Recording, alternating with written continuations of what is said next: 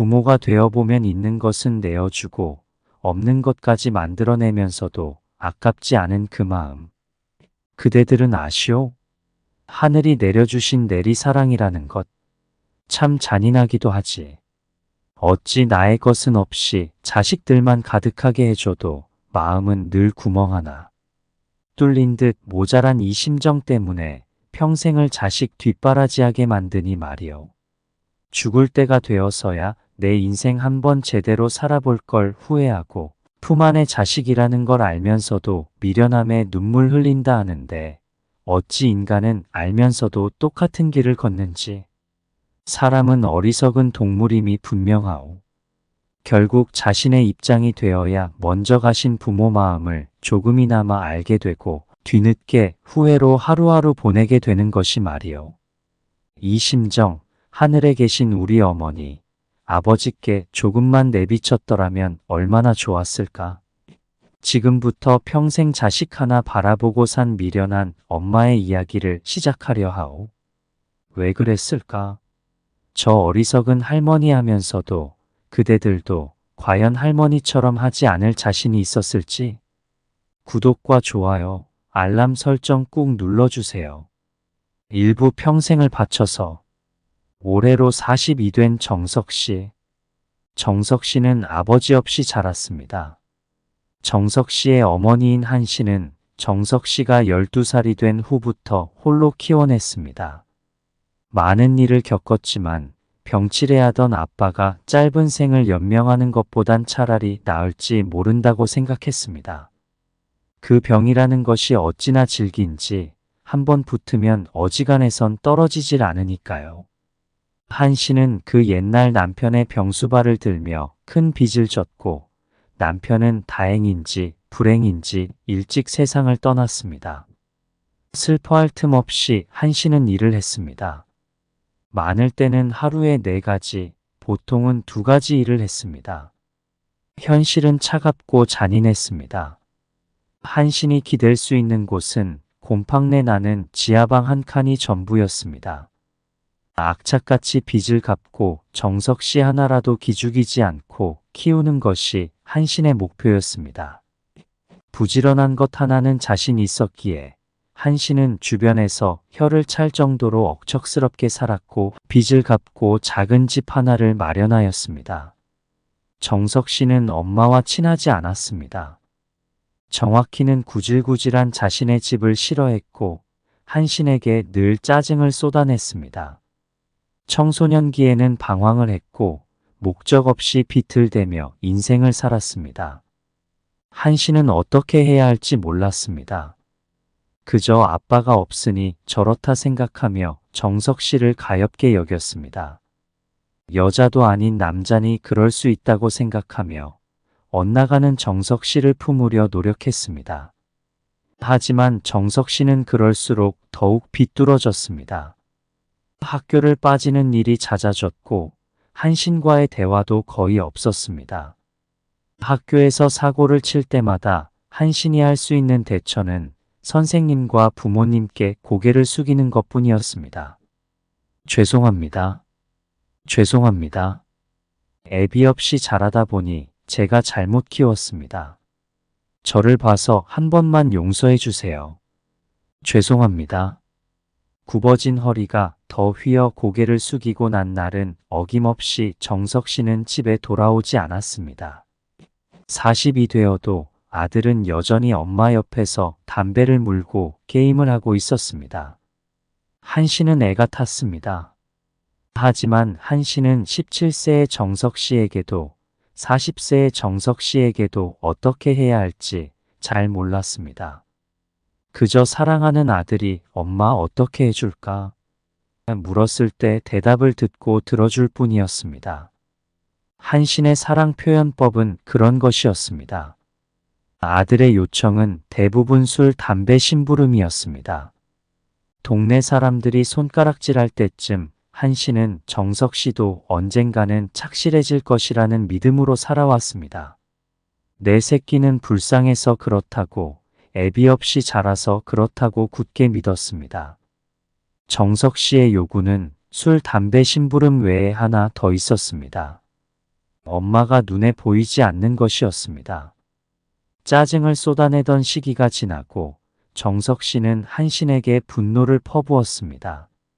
한신은 그런 무리한 부탁마저 들어주었습니다. 자신이 줄 수 있는 것은 모두 주는 것 외에 선택한 길은 없기에 한신은 쌀쌀한 바람을 애써 소매로 감추며 밖으로 나와 배회하곤 했습니다. 가진 것이라곤 작은 집이 전부이고 수입은 없으나 생활비는 2명의 몫이니 한신은 일을 해야 했습니다. 다행히 친구의 도움으로 국가노인 일자리 사업인 청소 일을 알게 되어 일자리를 얻게 되었습니다. 구역을 나누어 매일 정해진 시간에 쓰레기 청소를 하는 일이었습니다. 저녁에 두부라도 넣어 찌개를 하려면 한신이라도 일을 해야 했습니다. 대부분의 현금은 정석 씨의 술값으로 나갔기에 일당이 아니라 몰아받는 월급이 좋기도 했습니다. 이부집이 필요하다는 아들. 어느 날 한신이 퇴근하고 온 오후였습니다. 아들의 밥상을 차리려는 한신을 아들이 웬일로 불렀습니다. 엄마, 돈 좀 있어? 무슨 돈? 너 무슨 일 있니? 일은 무슨 일이야? 짜증나게. 그냥 돈 좀 있냐고 사람이 묻잖아. 아이고, 알아야 엄마가 마련을 하던 할 거 아니냐. 그리고 당연히 큰 돈도 당장은 없고 엄마가 받는 돈이라 해봐야 몇십만 원뿐이고 무슨 그런 푼돈 가지고. 나 결혼하려는데 여자가 집이 없어서 결혼을 못한다네. 작은 집이라도 하나 해줘. 내가 만나는 여자가 있다고 그런 말 없었잖아. 어떤 사람인지 엄마도 한번 봐야지. 이렇게 급하게. 엄마는 나중에 보면 되지. 그리고 뭐 엄마가 보면 알아. 내가 다 알아서 해. 돈이나 마련해 놔. 큰 집은 어차피 안 될 거고 작은 데로 알아볼 테니까 알았지? 2번 말 안 해. 내 성격 알지? 한신은 손가락을 꼼지락거렸습니다. 하루 종일 빚일하느라 퉁퉁 부은 손가락 마디가 서걱서걱 소리를 냈습니다. 한신은 할 말이 많았지만 늘 호통치는 정석 씨 앞에서는 작아졌습니다. 참으로 이상하죠. 한신은 늘 최선을 다했는데 그의 방식대로 가진 것 다 내어주고 깊은 헌신을 하며 사랑으로 키웠는데도 아들은 여전히 엄마를 지나가는 개만도 못하게 대하고 있으니 말이죠. 어떻게 생긴 처자인가요? 그거 같다. 하지만 지금이 어디 그런가요? 한신은 답답했습니다. 하지만 그럴 새도 없이 한신의 걱정은 돈으로 옮겨갔습니다. 아파트는 꿈도 못 꿀 것이고 작은 빌라라도 하나 해주어야 하지 않을까 싶었습니다. 한신이 가진 것이라곤 통장에 아들 몰래 모은 1,300만 원 가량의 돈과 집이 전부였습니다. 삼부 상견례와 집 마련. 며칠 후 상견례 자리에서 한신은 예비 며느리를 처음 보았습니다. 그렇게 미리 봐야 한다고 말했지만 아들은 한신의 말을 무시했습니다. 상견례 자리에는 진주 세트를 차고 나온 사돈 어른이 있었습니다. 며느리는 사돈을 똑 닮은 어린 친구였습니다. 상견례 자리는 순식간에 지나갔고 결혼은 정말 진행되고 있었습니다. 상견례가 끝난 저녁에도 정석 씨는 집을 내놓아라며 소리를 질렀습니다. 이웃집 할머니가 오셔서 말렸지만 정석 씨는 난동을 피우며 엄마 때문에 결혼도 못하게 생겼다는 둥, 집 하나도 못 해주는 못난 부모를 만난 게 본인이라는 둥의 소리를 동네 사람 다 듣게 잘도 질러댔습니다.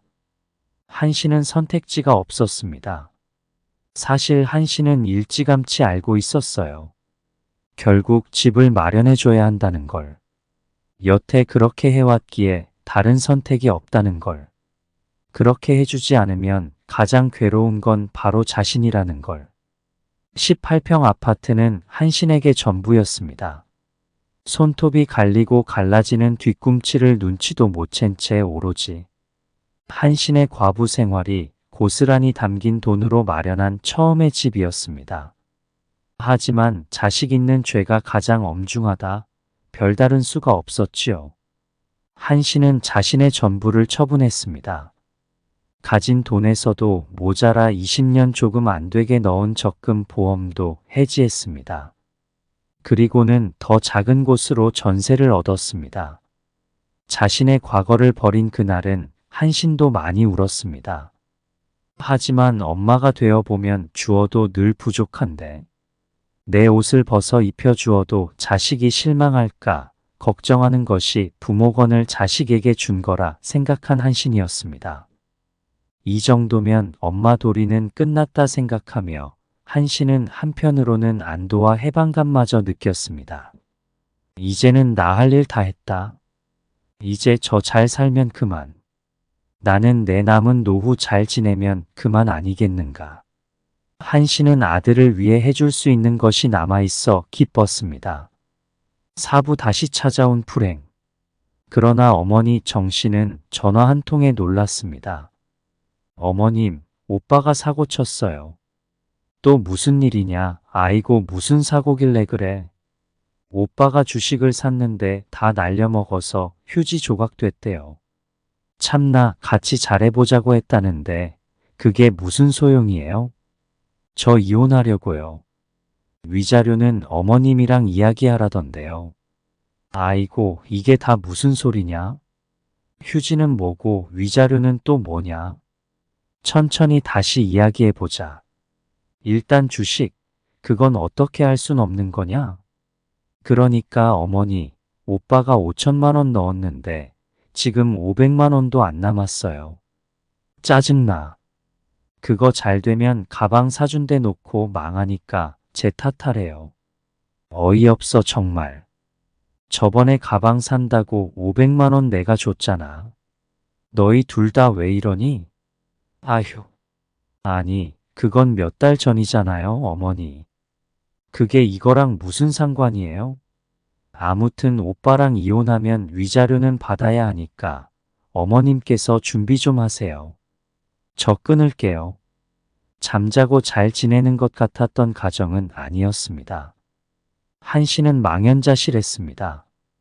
분명 무언가 잘못되어 가고 있었습니다. 큰 돈은 아닐 수 있지만 집 마련한 그 돈을 준비했을 때만 해도 마지막이라 생각했습니다. 반드시 그랬어야만 하지. 한씨는 이제 줄 것도 없고 버틸 힘도 남아있지 않았습니다. 나이 다 차서 결혼한 자식, 그 며느리까지 때때로 거리며 돈 이야기하는 걸 감당해야 하다니. 한씨는 자신의 삶이 비참하게 느껴졌습니다. 한씨는 이제 줄 것이 없었으니 남은 선택이 없었습니다. 줄 것 없는 부모, 엄마 한씨는 자식에게 쓸모없는 존재였으니 한씨는 화도 나지 않았습니다. 무엇이 잘못되었나? 어디부터 잘못되었나? 호통치는 정석씨도 없는데 한씨는 작아지는 기분이었습니다. 무소식이 희소식이라고 그 전화 후에도 몇 달간 연락 없는 아들 내외에 오히려 한씨는 안심했습니다. 처음 한동안은 전화가 오면 소스라치게 놀라곤 했지만 이제는 잘 살겠거니 하며 궁금한 마음을 달랬습니다. 나는 비록 남편을 일찍 여의었지만 부족한 사람들끼리 만나 싸우기도 하고 어려운 살림을 같이 살아보기도 했던 그런 부부였습니다. 하늘에서 준 인연이라도 서로 맞춰가고 양보하며 지내야 함을 알기에 그들도 그렇게 지낼 것이라 철석같이 믿으며 편안한 나날을 보내던 어느 날 정석 씨에게 전화가 왔습니다. 엄마, 나 돈 좀 해줘. 이번엔 무슨 일인데? 그냥 묻지 말고 해줘. 1억은 있어야 돼. 뭐? 엄마한테 그런 돈이 어디 있냐? 그리고 있다고 해도 이젠 못 준다. 대체 무슨 일이길래 이러는 거냐? 자식 이름도 아닌데 척척 나와 말이라도 어디 한번 들어보자. 말한다고 알아? 아이고. 기획 부동산이라고 있는데 대박날 땅에 같이 투자한 건데 일이 꼬여서 사기로 내가 몰렸어. 같이 한 놈은 연락도 안 되고. 암튼 이 사람 거는 해결해줘야 하는데 아님 내가 사기죄 된다고. 어떻게 좀 해봐. 엄마 해결 잘하잖아. 뭐라고? 아이고 정석아. 엄마가 가진 게 어디냐? 너 다 해주고 집도 전세 살고 그리고 뭐 사달라 할 때마다 조금씩 보태주고 했잖아. 난 이제 나이 들어 일도 잘 못하는데 자꾸 사고만 치면 엄마가 어떻게 해주랴? 이제 줄 것도 없어 정석아. 그래 엄마. 그 집 전세 빼면 되겠네. 아씨 왜 이걸 생각 못했지? 엄마 일단 생각해봐.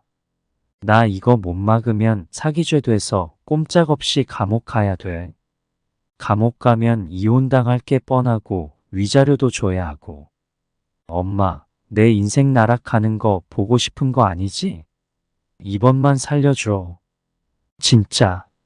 엄마, 우리 옛날에 지하방 생각해봐. 예전에 코딱지만 한 집에서 잘만 살았잖아. 엄마, 이제 나도 없고 혼자 지내는데 방 한 칸이면 되지, 안 그래? 긍정적으로 생각해봐. 엄마는 해결하는 거 전문 아니야? 한씨는 말문이 막혔습니다. 평소 막말도 서슴지 않던 아들이었지만 이번 일은 달랐습니다.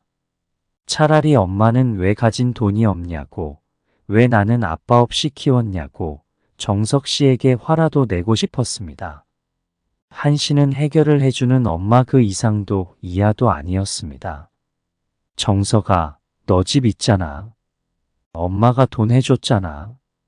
그거 팔고 아님 대출이라도 더 받아서 하면 마련할 수 있겠지. 엄마가 남편이 있는 것도 아니고 당장의 집도 빼면 난 어디서 사냐. 이제는 내가 문제를 해결해야지. 내 문제였던 게 엄마 문제 아니었던가? 이제 와서 무슨 자유를 주고 난리야. 그리고 나 집 없어. 엄마가 준 거 그거 얼마 된다고 집 안 샀어. 그 집 월세로 들어가고 나머지 부동산 투자했잖아. 기획부동산. 그럼 내가 그 돈이 어디서 난 거라 믿은 건데. 설마 내가 벌어서. 아이고 집을 안 사고 그걸. 그럼 너 저번에 주식인지 뭔지 그것도 혹시 그 돈이냐? 그렇지.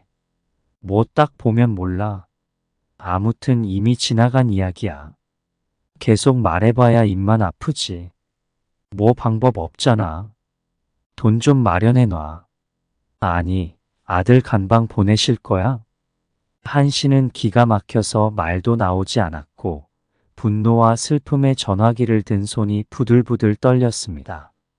이제는 한신조차 가물가물한 죽은 남편 얼굴을 떠올리려 애써 보았지만 사진 속 얼굴만 떠오를 뿐 살아생전 활기 넘치던 모습은 떠오르지 않았습니다. 전화기 너머로 정석 씨는 여전히 엄마를 설득하느라 바빴지만 허공의 메아리처럼 한신의 귀에는 들어오지 않았습니다. 오부 결국 마지막 선택. 한신은 이제야 깨달았습니다. 애비 없는 것, 그것이 뭐라고 불쌍하다, 안 됐다, 가엾이 여겼던 것. 스스로 헤쳐나가야 할 일을 어리석은 부모로서 대신 맞아준 것이 문제였음을. 누구를 탓하겠어, 나를 탓해야지.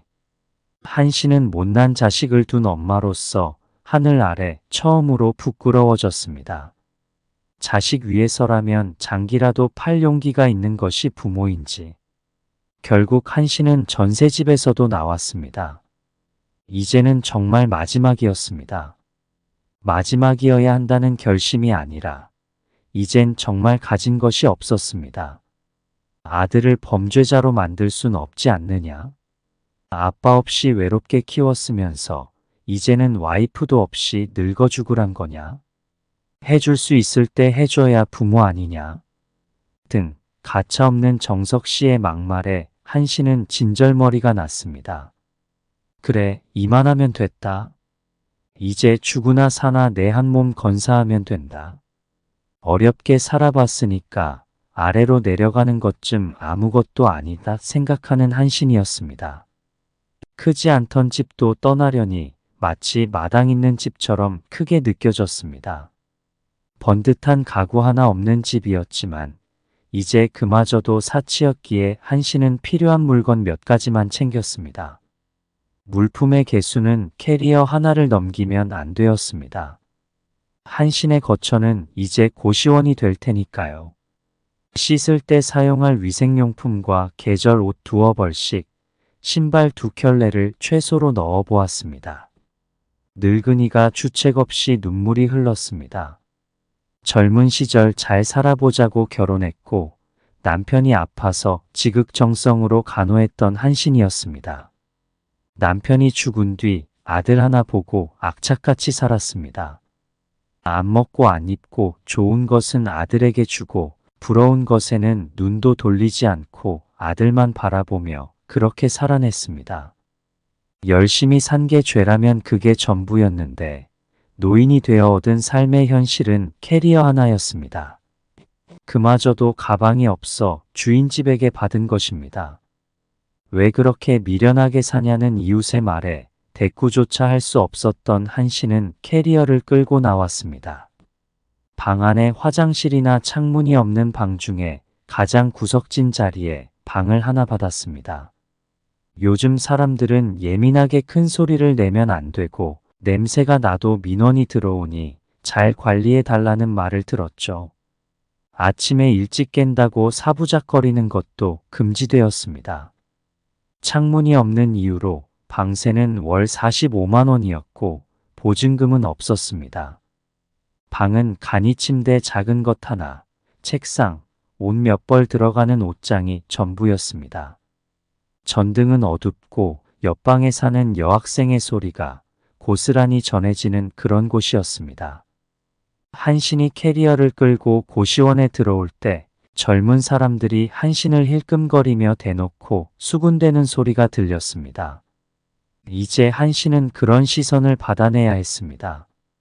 자식에게 다 내어주고 여기 왔다 말할 수 없기에 그저 침묵하는 노인으로 보이는 것이 최선 아닐까요? 한씨는 캐리어에 든 소박한 짐들을 정리하고 얼룩진 방벽을 바라보았습니다. 어머니, 아버지가 떠올랐습니다. 한씨는 가만히 고향에서 즐겨 부르던 노래를 불렀습니다. 울밑에 귀뚜라미 우는 늦은 달밤에 기럭기럭 기럭이 날아갑니다. 가도 가도 끝없는 넓은 하늘로 엄마 엄마 부르며 날아갑니다. 이제는 늙어버린 한신도 한때는 어린아이였고 소녀였고 처녀였고 서투른 엄마였습니다. 많은 역할을 거쳐온 한신은 이제야 깨달았습니다. 나는 서투른 엄마에서 멈췄을 뿐 나이만 먹는다고 해서 저절로 현명한 부모가 되는 것이 아니구나. 왜 나는 아들에게 헌신만 했을까? 끝없는 희생이 아들을 삼키고 우리의 행복을 가져가 버렸구나. 아들의 사기죄를 풀어준 돈 1억은 사기를 치고 잠적한 친구를 찾으면 돌려준다고 했지만 그리고 그 말을 믿지도 않았지만 아들 내외는 연락 한 번 없었습니다. 한씨는 이제 휴대전화 요금을 내는 것조차 어려웠습니다.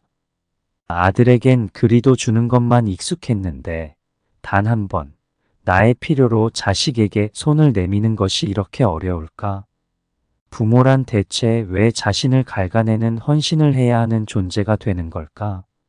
연락 없는 전화기를 보며 많은 생각이 들었습니다. 못난 자식이라도 내 새끼는 이쁘다고 사는 모습이 궁금해 전화기를 열어보았습니다. 정석 씨는 며느리와 여행을 간 듯 보였습니다. 추운 한국과는 다르게 따뜻한 바람이 부는 나라인지 팔랑거리는 셔츠에 벽진 모자를 쓰고 선글라스를 낀 하지. 어느 순간부터는 정석 씨에게 기대란 건 전혀 하지 않았던 한신이었습니다. 고시원 방 한 칸에 엄마를 가두어 둔 채 제 엉망진창인 삶도 뒤로 하고 즐기고 있는 꼴이라니. 한신은 지금 상황에서 누군가 잘못이 있다면 그 사람을 찾아가고 싶었습니다. 하지만 누구의 잘못인가요? 한신은 서러움에 푹 받쳐 올랐습니다. 어머니, 아버지께 죄송한 마음이 들었습니다. 나를 낳고 기뻐하셨을 우리 부모님. 그런 제가 못나서 자식 하나도 제대로 못 키워 이 나이에 제가 이런 취급을 받네요. 저는 결국 이렇게 늙어가겠죠. 좋은 모습 보여드리며 하늘에서 만나고 싶었지만 그리 될지는 잘 모르겠네요. 자식이 되어 죄를 짓네요.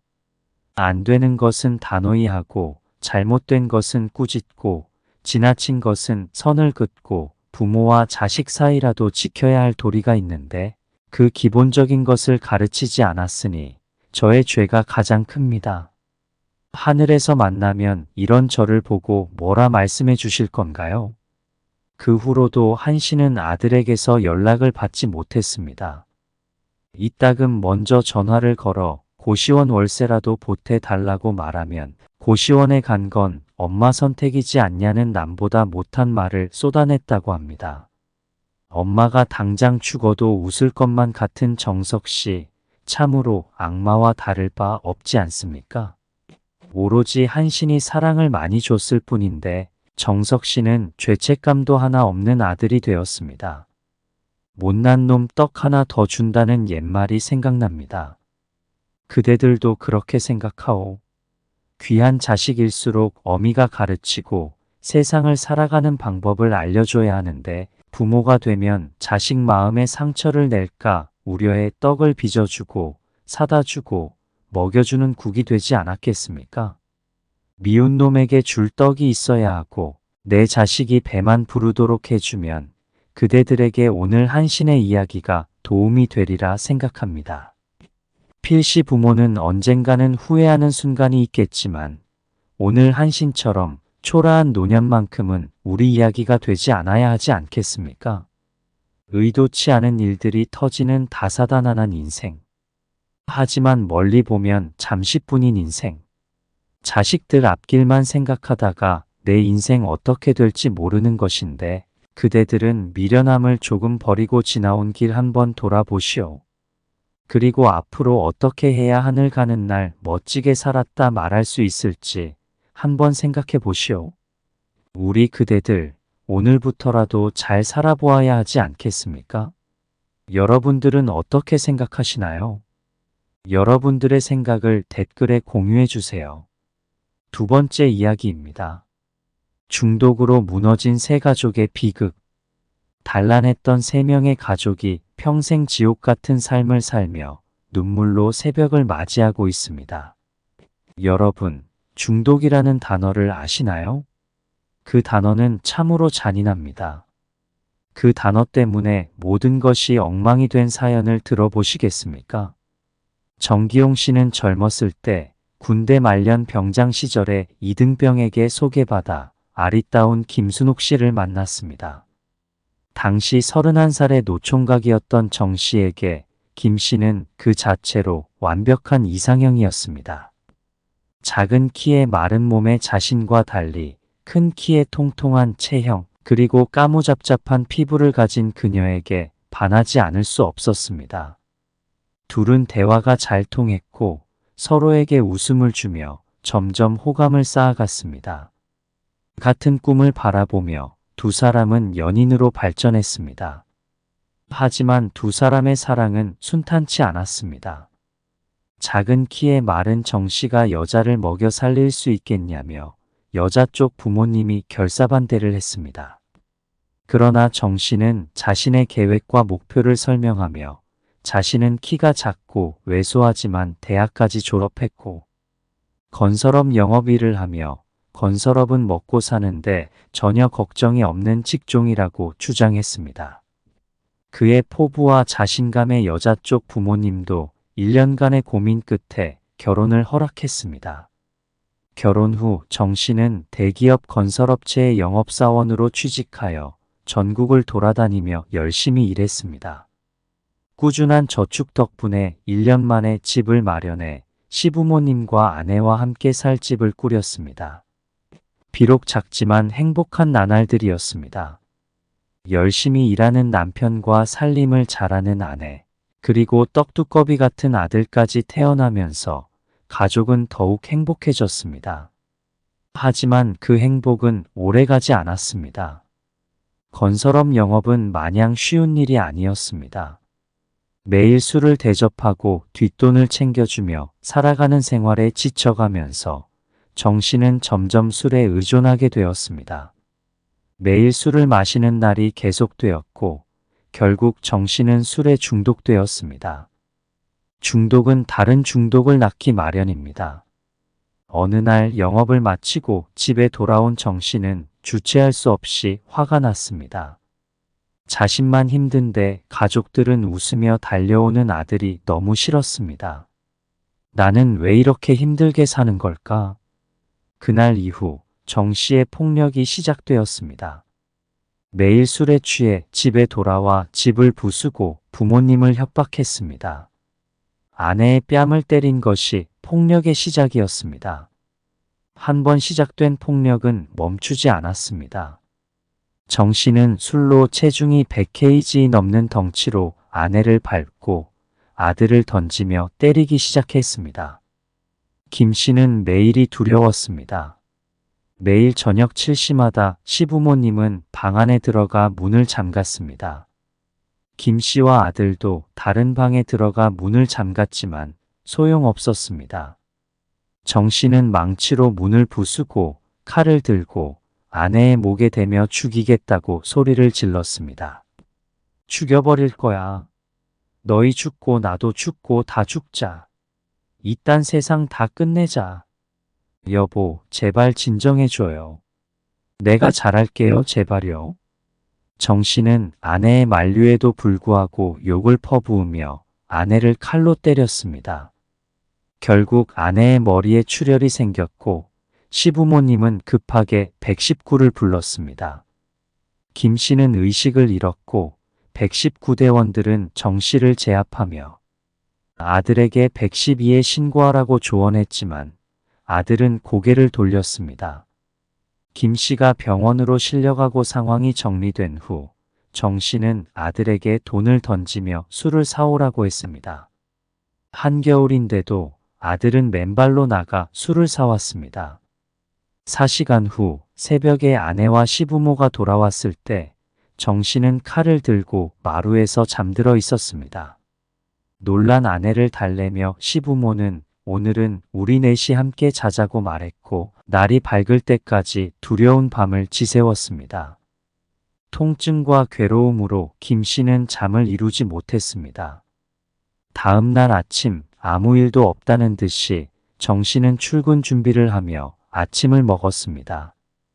여보, 이 국이 왜 이렇게 짠 거야? 아침부터 먹을 수 있는 걸 줘야지. 미안해요, 여보. 물 더 붓고 다시 끓여서 줄게요. 먹고 가요. 좋은 재료 많이 넣었어요. 해장하셔야죠. 됐어. 해장은 필요 없어. 당신이나 많이 먹어. 정씨는 오늘도 출근했고 집에 돌아와서는 또다시 폭력을 행사했습니다. 그러던 어느 날 큰 복합상가 수주에 성공해 회사에서 표창장을 받았습니다. 처음이자 마지막으로 가족들이 정씨의 웃는 모습을 본 날이었습니다. 취한 채로 집에 돌아왔지만 가족들을 때리지는 않았습니다. 내가 이렇게 열심히 사는데 너희들은 한심해. 내가 상도 받고 왜 나만 고생해야 해? 그는 야유와 물건을 던지며 가족들을 위협했습니다. 그 이후로 정씨는 승진도 하고 회사에서 인정을 받기 시작했습니다. 동료들은 그의 고생을 안쓰러워했지만 밤이 되면 그는 무서운 늑대가 되었습니다. 정씨의 이중생활은 계속되었습니다. 김씨는 살이 20kg나 빠질 만큼 메말라갔고 먹지도 자지도 못한 채 오랜 생활을 견디며 몸은 점점 야위어 갔습니다. 나는 왜 정씨를 선택했을까? 그 다정했던 정씨는 어디로 간 걸까? 내가 돈을 벌었다면? 내가 살림의 보탬이 되었다면 정씨는 변하지 않았을까? 김씨의 생각은 점점 어두워져만 갔습니다. 어느 날 또다시 폭력의 밤이 찾아왔습니다. 참다 못한 84세 시아버지가 아들을 말리려 했지만 정씨는 아버지를 밀어버리고 아내를 때렸습니다.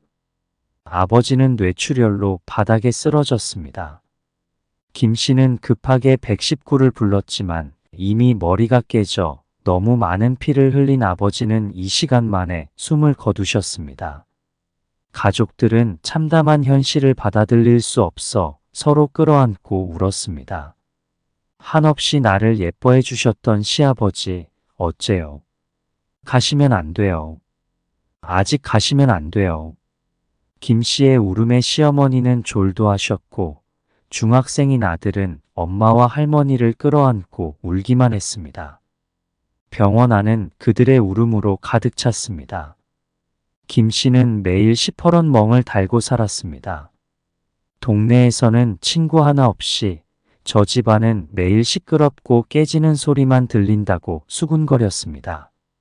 몇 번의 경찰 신고에도 불구하고 불쌍하다는 말밖에 듣지 못했습니다. 김 씨는 오늘도 내일도 고된 얼굴로 시장을 다니며 시어머니와 아들을 정성스럽게 돌보았습니다. 행패가 있을 때마다 맞서 싸우려고 했지만 이는 더 나쁜 결과만 초래했습니다. 김 씨는 모든 삶을 잃은 사람처럼 그저 숨만 쉬고 사는 시체와 같았습니다. 수년이 흐르고 8년째 만년 과장인 정 씨는 불만투성이었습니다. 왜 이렇게 열심히 일하는데 아무도 나를 인정해주지 않는 거야? 매일 술을 마시며 영업은 점점 평판이 나빠졌습니다. 어느 날 사건이 발생했습니다. 업체와 회식 후 술에 취해 부장님께 전화하여 상가, 건물 수주를 보고했지만 경쟁업체에게 빼앗겨버린 것이었습니다. 시대가 변했습니다. 이제 더 이상 회식과 뒷돈은 씨알도 먹히지 않는 시대가 왔습니다. 결국 부장님께 혼이 나고 정 씨는 영업을 나가지 않은 채 몰래 술을 마시기 시작했습니다. 하루 이틀이 지나고 한 달이 지나자 부장님이 정 씨를 불렀습니다. 정기용 과장, 그동안 열심히 일한 건 알겠네. 그런데 회사 주변에 자네가 매일 술을 마시는 걸 본 사람이 많네. 이건 중징계감이야. 미안하지만 위로금은 충분히 챙겨줄 테니 회사를 그만두게나. 정 씨는 멍한 표정으로 방을 나왔습니다. 동료들은 서둘러 그의 시선을 피했습니다. 정 씨는 이제 쓸모없는 사람이 된 기분에 사로잡혔습니다. 집으로 돌아온 정 씨는 아무렇지 않은 표정으로 아내에게 연차냐고 묻는 아내를 뭉개듯이 때렸습니다. 학교를 마치고 돌아온 아들이 본 광경은 처참했습니다. 아내는 남편에게 눕혀진 채로 주먹질을 당하고 있었고 그 옆에서 할머니는 오줌을 지리며 울고 있었습니다.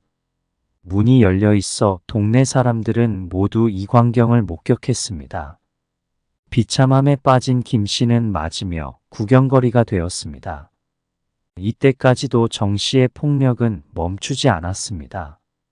경찰이 올 때까지 어느 누구도 그를 말릴 수 없었습니다. 이제 새 식구의 24시간이 시작되었습니다. 아들은 등교할 때나 학교에서 돌아올 때마다 어머니와 술에 취한 아버지를 보는 것이 괴로웠습니다. 어느 것 하나 해결할 수 없는 자신을 보며 눈을 감아도 악몽 같은 날들이 계속되었습니다. 술을 마시지 않는 날도 있었습니다. 술을 마시지 않는 날에는 그저 묵묵히 TV만 보고 누웠습니다. 김 씨는 그때부터 인형 눈을 붙이는 부업을 시작했습니다. 술을 마신 날에는 부업거리조차 맞을 수 있는 무서운 일이 되지만 생활비를 위해 묵묵히 일을 했습니다. 맞고 도망가기를 반복하며 짐을 싸서 도망치고 싶었지만 자고 있는 아들을 보며 차마 발길을 뗄 수 없었습니다. 아들을 위해 버텨야만 했습니다. 아들은 눈을 감고 있지만 슬그머니 눈물은 감출 수 없었습니다. 김 씨가 정 씨와 평생을 함께하기로 한 이유는 아들이었기 때문입니다. 아들은 고3 겨울을 지나고 서울 명문대에 합격했습니다. 그 어려운 상황에서도 꿋꿋이 장학금까지 받아가며 대학에 입학한 것이 너무나도 대견스러웠습니다. 김 씨는 처음으로 기쁨의 눈물을 흘렸습니다. 그리고 시어머니와의 마지막 시간이 다가왔습니다. 91세까지 평생을 눈물로 지새우신 어머니가 마지막을 맞이했습니다.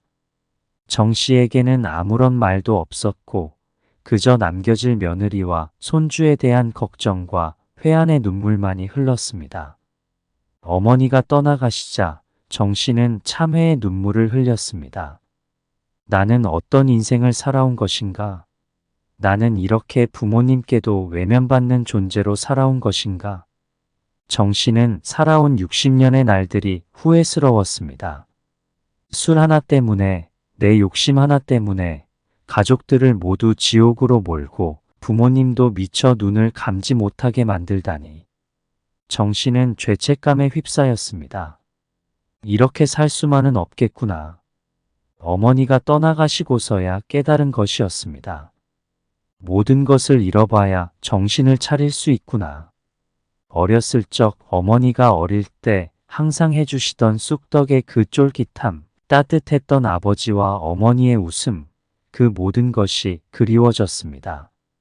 자신이 바뀌어야 한다는 생각을 한 이때가 정 씨의 가장 큰 결심이었습니다. 어머니의 장례가 끝나고 정 씨는 가족들에게 말했습니다. 나 이제 알코올 치료센터에 다녀볼까 해.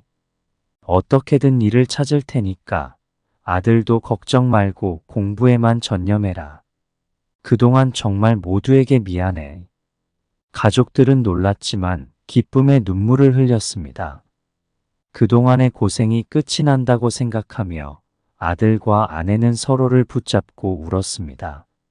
그런 가족들을 보며 정 씨는 더 미안한 마음에 가족들을 꼭 안았습니다. 그 후 평온한 날들이 계속되었습니다. 아들은 학교에 다니고 어머니는 부업을 하며 여러 아주머니들과 이야기를 나누었습니다. 아주머니들은 선입견에서 벗어나 얼마나 괴로웠을까 도와주지 못한 자신들을 원망했습니다. 정 씨는 알코올 치료센터에 다니며 건설업 경비를 맡게 되었습니다. 건설업에 평생을 종사했던 정 씨를 위해 동료들이 마련해준 자리였습니다. 기용아, 술 끄는 거 잘했어. 그동안은 잊고 앞으로는 행복한 길만 걸어보자. 내가 밥 사줄게, 가자. 평온한 날들이 계속되었고 4년 뒤 김 씨의 아들은 굴지의 대기업에 취직했습니다. 정 씨와 김 씨는 아들을 향해 축하 꽃다발과 임명장을 보며 눈물을 흘렸습니다. 우리는 자식만은 잘 키웠구나. 아들이 회사를 다닌 지 반년이 지나고 술의 중독은 다시 가족을 찾아왔습니다. 깊은 수면 속에서 잠자고 있던 것이었습니다. 아들이 취직한 후 취직턱을 내야 한다며 매일 술을 마셨습니다. 아버지, 어머니가 나한테 해준 게 뭐가 있어요? 나 혼자 이렇게 열심히 살아왔는데 내 앞날에 부모님은 걸림돌이지 뭐냐고. 접시가 정 씨를 향해 날아들었습니다. 아버지가 한 짓 나도 똑같이 갚아줄 거야. 아들은 아버지를 밀치며 싸움을 시작했습니다. 말리는 아내와 아들은 밀쳐져 엉덩방아를 찍고 주저앉았습니다. 악몽이 다시 시작되었습니다. 아들은 정 씨보다 더 심했습니다. 그동안 쌓인 스트레스를 풀듯이 부모를 구타하며 심지어 자해하거나 죽겠다고 난동을 부렸습니다. 아들은 매일같이 아버지를 원망하며 자신을 지켜주지 못한 어머니도 함께 원망했습니다. 노부부는 아들을 말릴 수 없었고 결국 아들을 정신병원에 강제 입원시켰습니다. 아들이 자해하는 모습을 보며 실신하는 아내를 보며 정 씨는 마음이 찢어질 듯 아팠습니다. 내가 이렇게 만들었구나. 정 씨는 자신을 탓하며 경비 생활도 열심히 하고 아픈 아내를 돌봤습니다. 3년이 지나고 많이 호전되었다는 의사의 말에 정 씨는 아들의 퇴원에 동의했습니다. 집으로 돌아온 아들을 보자마자 어머니는 와락 아들을 안았습니다. 멍하니 아무것도 없는 곳을 바라보는 아들은 정신이 반쯤 나간 상태였습니다. 아들은 부모님이 나가실 때마다 집안의 물건으로 자신을 해치기 시작했습니다. 한 번 시작된 자해는 약으로도 달랠 수 없었고 자신의 처지와 괴로움이 그를 완전히 망가뜨렸습니다. 부모님이 돌아올 때면 항상 피투성이가 된 방을 정리하며 눈물을 흘리는 어머니와 아들을 응급실에 데리고 가는 정 씨의 일상이 계속되었습니다. 어느 날 정 씨는 아들을 아내와 함께 병원에 데려다 주고 집으로 돌아오는 길에 강가를 지나가다가 생각에 잠겼습니다. 내가 살아온 32년의 인생은 도대체 무엇이었을까? 내가 때리던 것은 무엇이었고 내가 진정으로 원하던 삶은 무엇이었을까? 정 씨는 아내에게 전화를 걸었습니다. 아들은 말이 없었고 김 씨가 전화를 받아 다그쳤습니다. 애한테 무슨 말을 했길래 애가 이렇게 울어요? 다 늦었어요. 이미 다 늦었어요. 우리가 평생 속죄하며 애를 돌보는 수밖에 없는 것 같아요. 정 씨는 한탄하며 모든 것이 자신에게서 비롯된 일임을 깨달았습니다. 자기가 시작했고 자기가 끝내야 하는데 어디서부터 풀어야 할지 모를 만큼 꼬여 있구나. 아들을 고치고 싶지만 이미 너무 먼 길을 떠난 것 같습니다. 늦은 새벽 김 씨가 정 씨를 깨웁니다. 여보, 왜 그랬어요? 왜 갑자기 애한테 미안하다고 했어요? 이미 다 늦었어요. 우리가 평생 속죄하며 애를 돌보는 수밖에 없어요. 미안해. 그냥 이기심에 미안하다고 하고 싶었나 봐. 앞으로 그렇게 할게.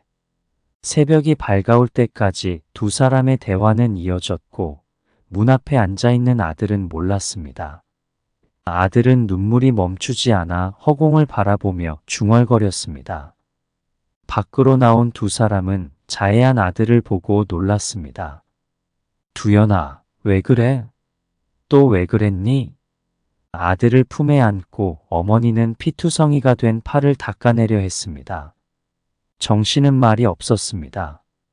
가슴 깊이 슬픔만이 가득했습니다. 내가 한 존재를 이렇게 만들 수 있구나. 정 씨는 엎드려 엉엉 울었습니다. 셋이서 서로 껴안고 울었습니다. 행복은 저 세상편이라는 생각에 빠진 아들의 눈에도 눈물이 그렁그렁했습니다. 119가 도착했고 아들과 아내는 차에 올라탔습니다. 그들을 멍하니 바라보는 김 씨의 양손에는 아들의 피가 묻어 있었습니다. 세상이 장밋빛이 아닌 피비린내 나는 붉은 세상임을 김 씨는 보고 있었습니다. 60대 정 씨는 파란 대문 앞에 서 있습니다. 119는 사이렌 소리와 함께 멀어져 갑니다. 엉망이 된 방을 정 씨가 정리하기 시작합니다. 말라버린 수건에는 피가 흥건히 젖어 있습니다.